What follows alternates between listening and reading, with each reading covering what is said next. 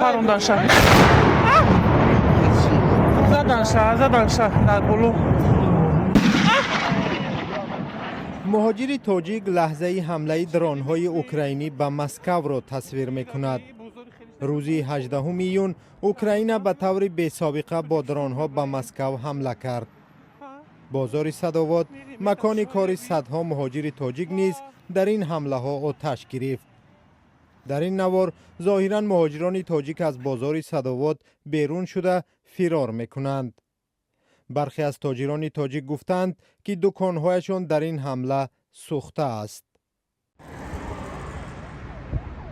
مقامات اوکراین اعلام کردند که هدف حمله کارخانه‌های کارکرد و استحصال نفت بود که از فایده فروش آن روسیه ضد اوکراین می‌جنگد.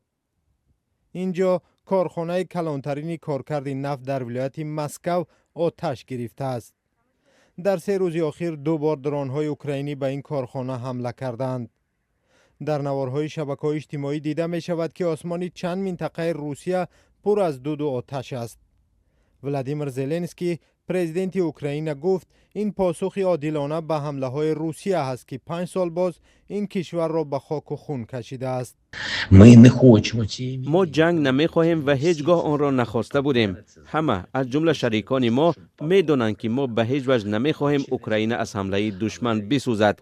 اما وقت اوکراین میسوزد پس مسکو شما هم خواهد سوخت. اینجا بار دیگر تاکید میکنم که زمان پایان دادن به تجاوز و جنگ فرا رسیده است. اوکراین در چند ماه اخیر حمله های پهپادی به داخل خاک روسیه و دورترین منطقه های این کشور را افزایش داده است. پایان جنگ بدلیل روسیه علیه اوکراین که بیش از 5 سال باز دوام دارد معلوم نیست.